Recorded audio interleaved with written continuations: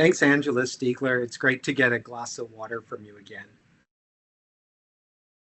The statistic I would like people to know about water is that when you pay your monthly water bill, over half the cost is just to support the people who work at your local water utility, the people who send the bills out, the people who answer questions, the people who run the front office and run the treatment plants.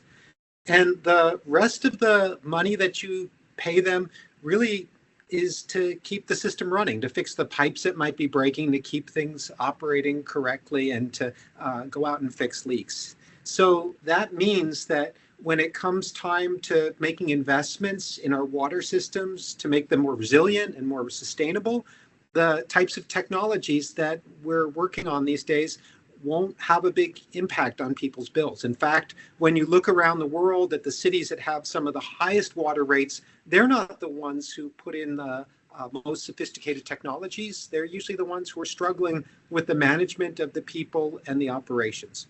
And so the fact that water is relatively inexpensive is actually an opportunity for us to create water systems that can help us in a time of a changing climate and to adjust to be more resilient and sustainable. There are lots of different ways that people see water, but one of the ways that I would like people to see water differently is to realize that water is both a right and a privilege. We often talk about how in the civilized world there's a human right to water, a right that's similar to many of the other human rights and freedoms that we all pursue aggressively.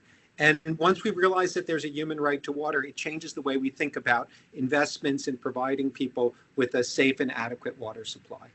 But the privilege of having water should remind us that nature also has a right to water. And as stewards of the environment, it's important for us to make sure that we're looking out and making sure that we're sharing with the environment.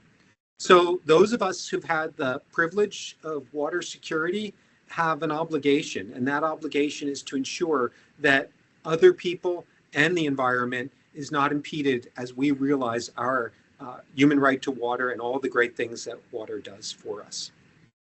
In terms of hope for the future, I'm always struck by something that's been attributed to the science fiction writer William Gibson, who's credited with the observation that the future is already here, it's just not evenly distributed.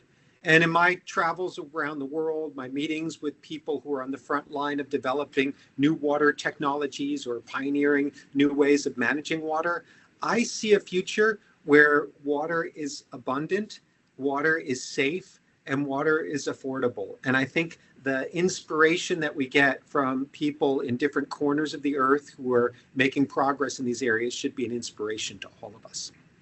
I'd like to pass my water glass off to Aaron Tartakovsky from Epic Cleantec. He's one of those people on the front line of water systems, making that sustainable and resilient future possible for all of us. I can't wait to hear what he has to say.